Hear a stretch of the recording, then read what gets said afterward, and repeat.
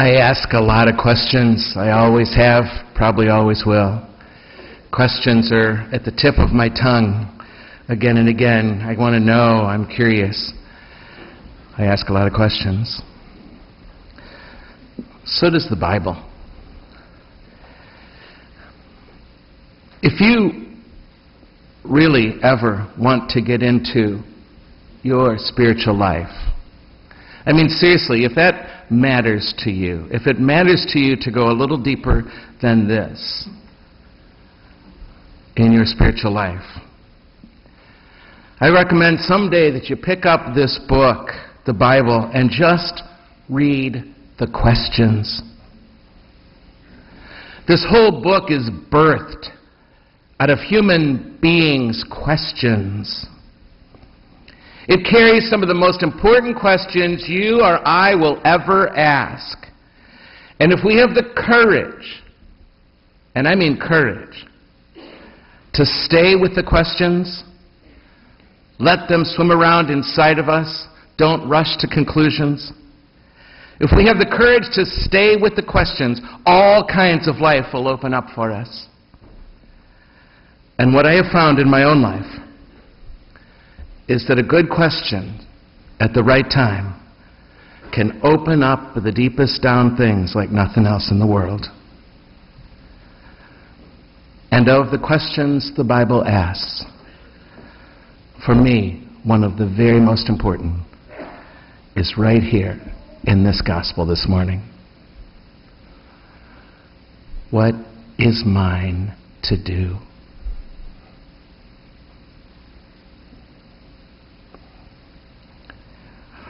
The crowds had heard John's preaching, and something moved in them, something opened up in them, like sometimes happen to us when we hear a good teaching or a good homily or read a good book.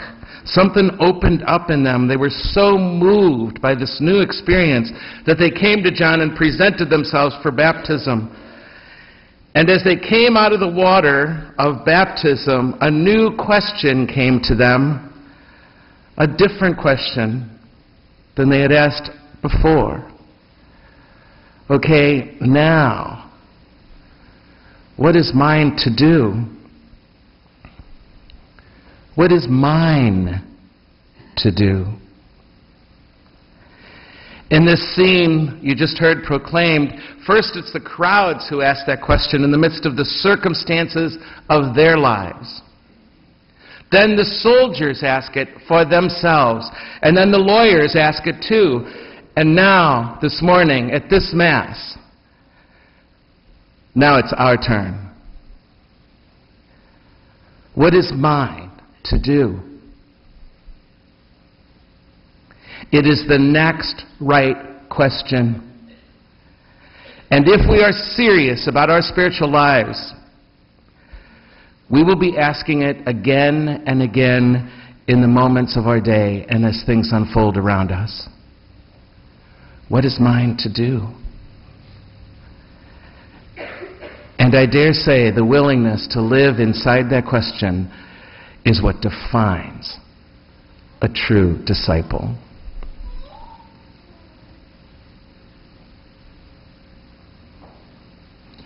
A woman in the pew next to me is crying this morning. What is mine to do? I was raised well. I had my needs met growing up. I had great parents. They gave me an amazing education. Given all that, what's mine to do? I realize I've hurt someone's feelings, and it is real to me that I did. What's mine to do? I see someone, one of my classmates, one of my friends, harming themselves. I'm in a conversation that turns racist.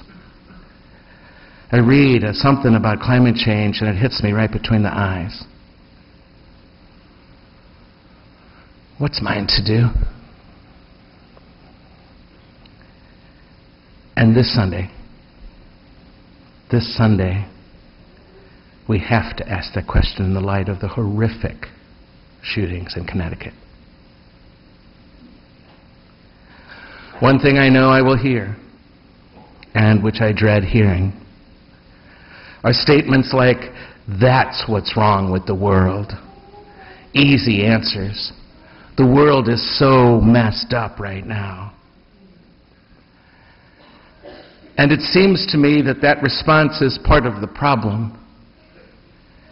Angrily complaining about how screwed up things are out there does absolutely nothing but increase our fear and increase our own self-righteous anger.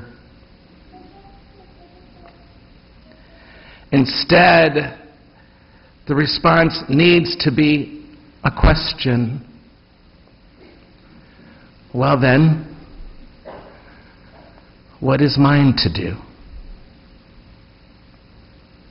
It's hard to even imagine, in the light of the enormity of the suffering of our brothers and sisters from Newtown, Connecticut.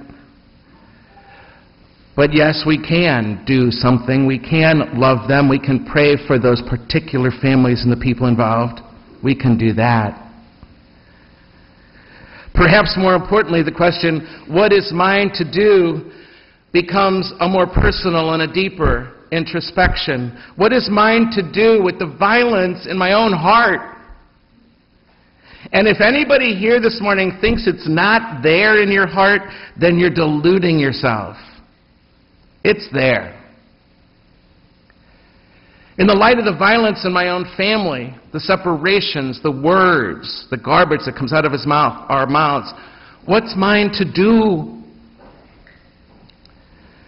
In light of the violence in our own neighborhoods, on our own video games, in our own sports, what's mine to do? It's a good thing to lower our flags. Today, this weekend, they are. But it has to be about more than that, doesn't it?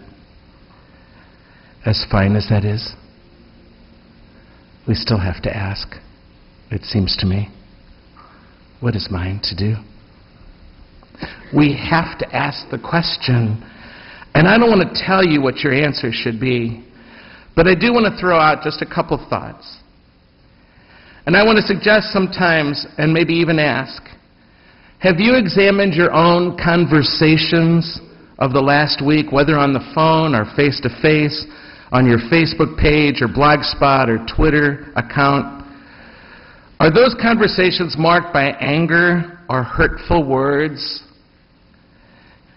Are there things there that perpetuate the hatred and the violence, the addictions and the compulsions that so need to end in the world before the world ends?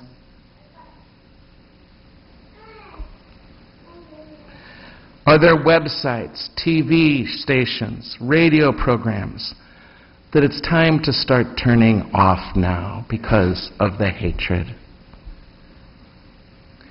Is there anyone from whom you need to ask forgiveness today, on the phone or in person, to the one you spoke those hurtful words to? What is yours to do? Parents, what is your presence to your kids? How's that balance going between work and home? Any of us, how many important things have we put on hold because we have too many other things to do? What has come of our personal prayer life? What has come of our practice of faith? Because we have all these deadlines, and it's the first thing to go so we can get that A. How do we hold work and values, the other important things together? How are we doing at that? What must I do to support my family? And what must I do about the actual quality time I spend with them? Students, I know you're busy right now. I know this weekend hit you smack dab in the middle of everything. But I got to ask you, What about the words that come out of your mouth when your classmate is not there?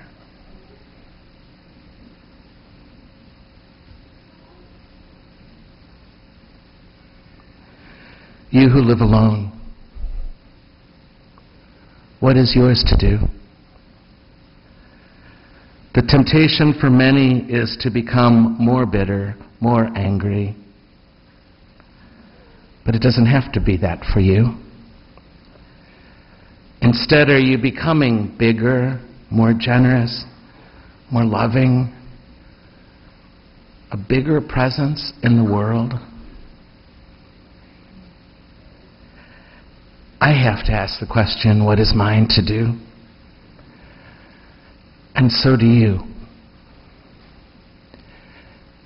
Good people ask that question. Good people get to that question. People who are trying to grow and who are trying to be who they're meant to be, stop and wonder about it.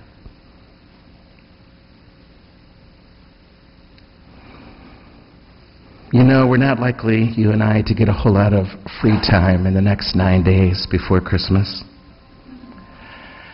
And so I'm going to ask you, if you would, right now, to just take a full minute of silence.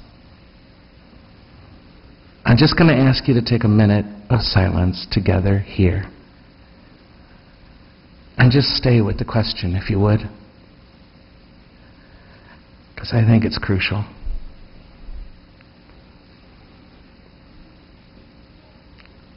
What is mine to do?